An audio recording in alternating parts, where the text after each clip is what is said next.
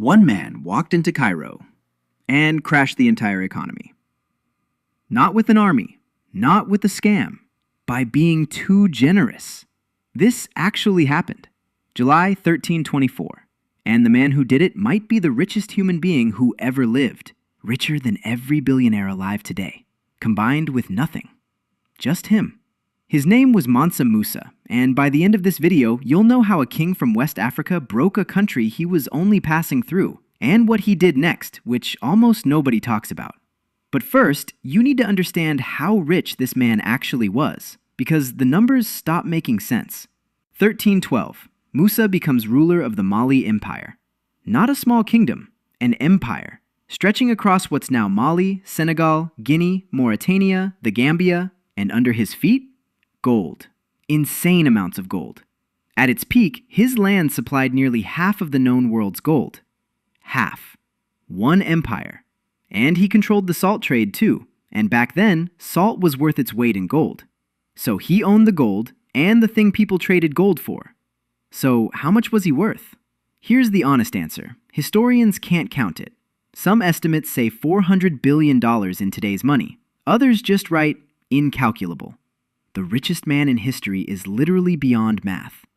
Now, a man this rich could do anything: build palaces, raise armies, buy the world. Instead, in 1324, Mansa Musa decided to do something else.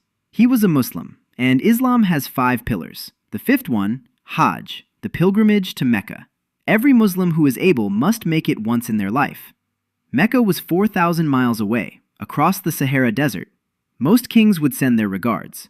Musa packed.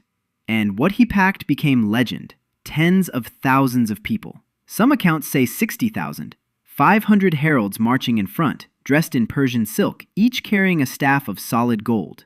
Camels, hundreds of them, each loaded with hundreds of pounds of gold bars. This wasn't a caravan. This was a city, walking across a desert made of gold. And here's where the story turns, because this golden city was headed straight for Cairo. Remember that. Cairo. It matters in about 30 seconds. Along the way, Musa did what his faith taught him. He gave. Charity, sadaqah, is central in Islam. So in every region he passed, gold flowed out of that caravan. To the poor, to travelers. Accounts describe him leaving schools, hospitals, and mosques in his wake. A moving economy, handing itself out. Then, July 1324, Cairo.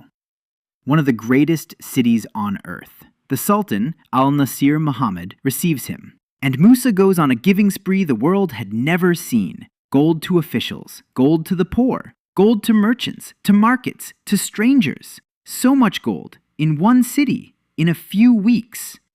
And Cairo's economy broke. Here's the mechanism, and this is the part your economics teacher would love. Gold was money, and money works because it's scarce. Musa flooded Cairo with so much gold that gold itself lost its value. The price dropped by up to 25%. Prices of everything else? Inflated. Ordinary people's savings? Worth less overnight. He didn't steal a single coin. He gave too many. Egypt's economy took over a decade to recover. Some historians say 12 years. 12 years of damage from one man passing through. Being generous. Now here's the part almost every video skips. What do you do when you realize your kindness wrecked a country? On his way back from Mecca, Musa saw what had happened to Cairo, and according to the chroniclers, he tried to fix it. He started borrowing gold back from Cairo's moneylenders, at brutal terms. Think about that. The richest man in history, taking out loans, not because he needed money, trying to pull gold out of the market, to undo the crash he caused. Did it fully work? No, the damage ran too deep. But it tells you who this man was. He broke it by accident. He tried to fix it on purpose. And this is where the story becomes bigger than gold. Because Mansa Musa went home, and with everything he had left, he didn't build a bigger palace. He built Timbuktu, a university, a library, scholars invited from across the Muslim world.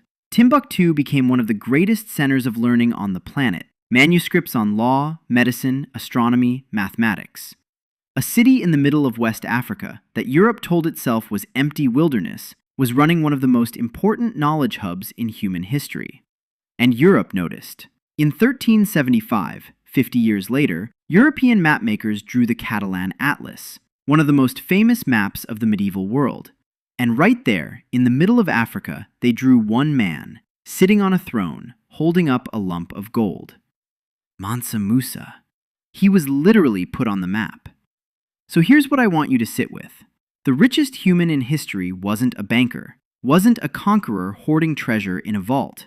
He was a Muslim king who measured wealth by what left his hands. His fortune crashed an economy, and his legacy wasn't the gold at all. It was the library, the university, the knowledge. The gold ran out centuries ago. Timbuktu's manuscripts still exist, which raises a question about our own time. We know exactly how much the richest people alive are worth, down to the dollar.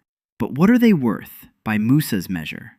If this story surprised you, the last one will break your brain. How Muslim merchants built the richest economy on earth after banning interest completely. One of them was worth $4 billion. Musa makes him look poor. That video is on the channel. Assalamu alaikum.